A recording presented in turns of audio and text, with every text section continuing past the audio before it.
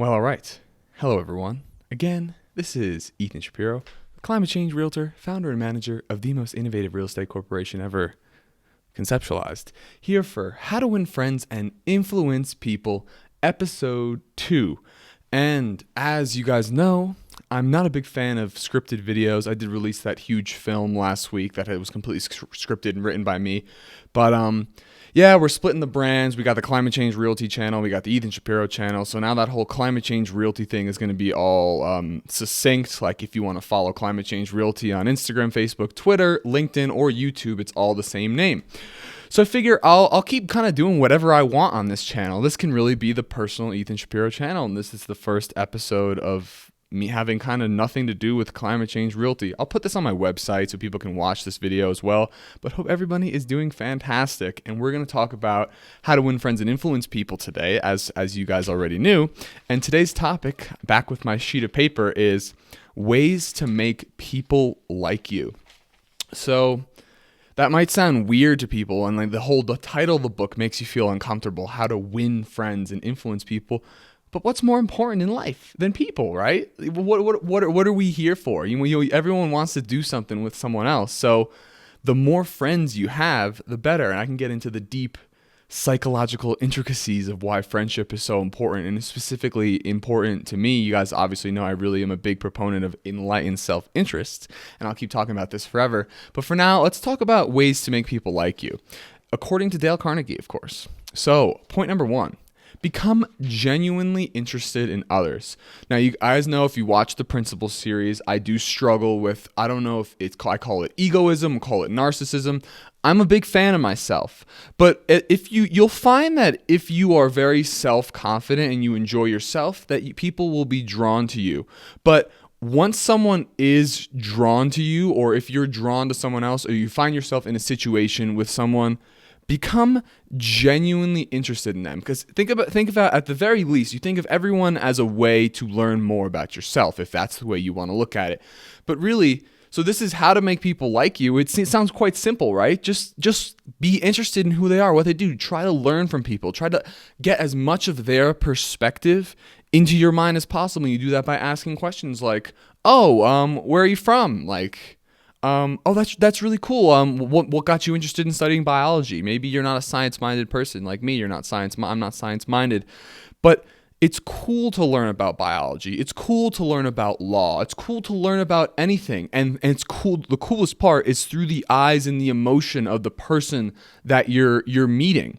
And I mean, if you are genuine, if you're actually interested in learning and meeting new people, people will see that, and they'll feel so happy and so special, because it's not every day that you meet someone who is looking in your eyes and smiling, which we'll get to on the next point, is smile, and talking to them about themselves, because everyone loves to talk about themselves. So the way to get in with someone, the way to become their friend, is not to be like, hey, what's up, man? Dude, I'm the Climate Change Realtor. I am the coolest guy in the world. I'm the coolest guy in the world. I'm saving the world. I'm doing everything. You don't start with you. You let them ask questions about you, because that's how you develop this friendship. It's a two-way street. You're interested in them, they become interested in you. But the key word is genuinely. You want to become genuinely interested in other people. And there's no reason not to. Everyone's interesting. Everyone has something you can learn from them in many different ways. So point number 2 on this topic is smile. And I think this is probably one of the most underrated, underestimated points in the book, because I'm genuinely, you guys know, I'm a very happy person just in general, because I'm free and I love what I'm doing, and I love being able to put out messages into the world and provide positivity. And smiling, like, it's a natural thing. Like, I get happier right now just by smiling. Like, I can go back to like normal, but when you're like smiley, it actually, I don't know what the science behind it is, but and then Carnegie probably talks about it in the book. It really elicits. It's hard for me to go up to someone's door, be like, "Hey, good afternoon, sir. How you doing today?" And then like they have to like try hard to be like, "What do you want?" Like, or maybe they're in their own world and they're upset. But the whole idea of pay it forward and putting positive energy out into the world, when you're smiling at people, it strikes a chord in their heart is what I'll say. So this is about how to make people like you. Smile at them. Don't just like be like, hey, nice to meet you. Like, I'm Ethan. Oh, that's very interesting. And I'm always like, that's cool, man. And people are like, wow. They're like, whoa. People are like taken aback because it's so uncommon for someone to be so like happy and bubbly and positive and smiley. It's like, oh, like people are magnetized to that. So I don't think I was always so positive, bubbly, smiley all the time. But I learned from this book that one of the ways to get what you want and be happy and be more successful is to smile.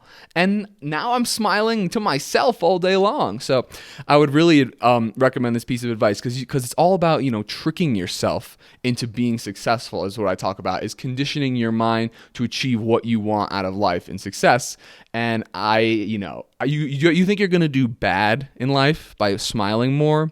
Mull that one over. It's never gonna do things wrong. And I'm just like being yourself, laughing your ass off, having a good time. I'm fully supportive of. Okay, so we're at 6 minutes. So I'm gonna finish the last point here. We're gonna do half of this one today. So remember that a person's name to that person is the sweetest and most important sound in any language. Now here's one where I struggle. There's one of these tips where when you meet someone, you say their name. It's like, oh, Paul, great to meet you. It's like, oh, you're Paul. Okay, you're Paul. All right, and then your conversations continue to, well, that's really cool, Paul. And then it's like, and then they'll actually notice that you say that. Be like, and your name was Paul, right? And they'll be like, yeah. And I think saying someone's name 3 times is really important. But if you're going to be seeing them all the time, you'll eventually get to know their name.